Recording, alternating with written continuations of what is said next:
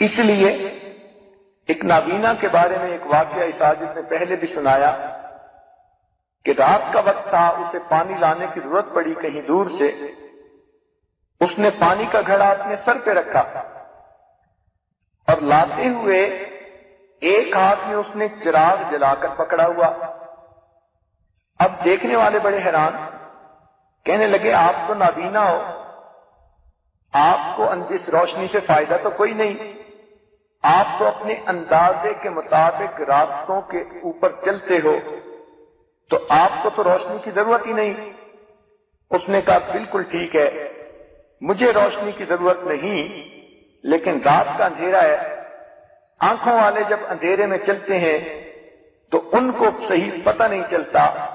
میں نے چراغ جلا کر اس لیے پکڑ لیا کہ کہیں کوئی آنکھوں والا مجھ سے نہ ٹکرائے اور اس کی وجہ سے میرا گھڑا نہ ٹوٹ جائے.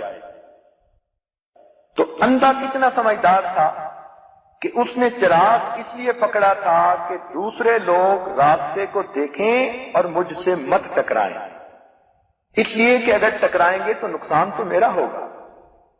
جوان عورت کو بھی یہی سوچ رکھنی چاہیے، اگر میں بے پردہ باہر نکلی، اگر کسی غیر محرم نے دیکھ لیا اور اس کی نظر میں فطور آ گیا، اگر میں نے کسی کے ساتھ تنہائی میں باتیں کی، اگر میں نے کسی کے ساتھ ٹیلی فون پر باتیں کرنی شروع کر دی اور ذرا سا بھی کسی کو موقع دیا، تو عزت تو میری خراب ہوگی، دنیا کی بھی بدنامی اور اللہ کے ہاں کی بھی ناراضگی، اور میں اس جہاد میں پھر ناکام ہو جاؤں گی اور اپنے رب کو کیا منہ دکھاؤں گی. اس لیے اس کو ان باتوں کا خیال رکھنا چاہیے. ازواج مطہرات کے بارے میں آیا کہ اس بارے میں اتنا احتیاط کرتی تھیں کہ جب کبھی وہ صحن کے اندر فارغ بیٹھی ہوتی، کوئی تسبیح وغیرہ کر رہی ہوتی، تو کھلے صحن کی طرف چہرہ نہیں کرتی تھیں بلکہ دیوار کی طرف چہرہ کر کے بیٹھتی تھیں کہ ممکن ہے غلطی سے بھی کسی کی نظر پڑنے کا امکان نہ ہو.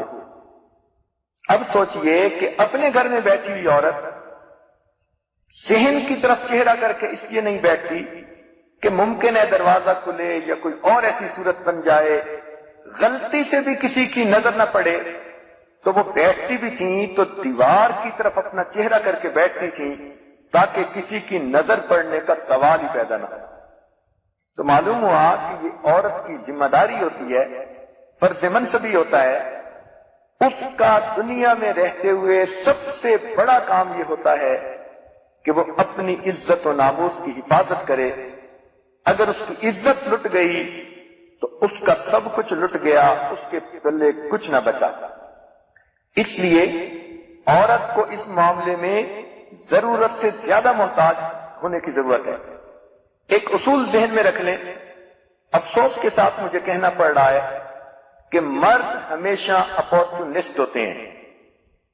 یہ طے شدہ بات ہے، آزمائی ہوئی بات ہے، آپ کو اسے آزمانے کی ضرورت نہیں. اصول بنا لیں کہ مرد ہمیشہ موقع پرست ہوتے ہیں. عورت کے معاملے میں مرد 18 سال کا جوان ہو یا 80 سال کا بوڑھا ہو، سب کی حالت ایک جیسی ہوتی ہے. جب بے پردہ عورت نکلتی ہے، ایک ہی وقت میں اس کو جوان بیٹا بھی لالچ کی نظر سے دیکھ رہا ہوتا ہے اور اس کا سفید بالوں والا باپ بھی اس لڑکی کو لالچ کی نظر سے دیکھ رہا ہوتا ہے. عورت مرد کی ایک کمزوری ہے، اس لیے نبی اسلام نے فرمایا کہ مجھے اپنی امت کے مردوں پر سب سے زیادہ جس چیز کا خطرہ ہے وہ عورت کا فتنہ ہے. اس لیے یہ عورت کی ذمہ داری ہے کہ وہ اپنے آپ کو بچائے. شریعت نے مردوں کو بھی کہا وہ اپنی نگاہوں کا لحاظ کریں، خیال رکھیں. عورت کو بھی کہا کہ وہ بھی اپنی نگاہوں کا خیال رکھیں. آج کل کی جوان بچیاں سمجھتی ہیں کہ نظروں کو نیچے کرنا تو مرد کا کام ہے، وہ کیوں ہماری طرف دیکھتے ہیں، اور اس چیز کو بھول جاتی ہیں کہ ان میں بھی نفس ہے اور ان کے ساتھ بھی شیطان ہے. ان کی بھی نظر اگر غیر مرد پر پڑے گی تو ان کے فتنے میں بھی پڑنے کا خطرہ ہے. قرآن مجید نے گواہی دے دی ذالک اطہر لقلوبکم وقلوبہن، کہ پردے میں رہو بیویو، یہ ان مردوں کے دلوں میں کے لیے بھی پاکیزگی کے لیے اچھا ہے اور تمہارے دلوں کی پاکیزگی کے لیے بھی اچھا ہے۔ تو دلوں کے بھید جاننے والے پروردگار نے فیصلہ فرما دیا کہ جب بھی انسان نظر کی کوتاہی کرتا ہے تو مرد کے اندر بھی اس سے گناہ آتا ہے، عورت کے دل میں بھی گناہ کے خیالات آتے ہیں۔ لہذا کسی کو رابع بصری بننے کی ضرورت نہیں، قرآن کی تعلیمات کو قبول کرنے کی ضرورت ہے، اور اس بات کو مان لینا چاہیے کہ عورت کے لیے بھی اپنی نظر کی حفاظت کرنا ضروری، مرد کے لیے بھی اپنی نظر کی حفاظت کرنا ضروری۔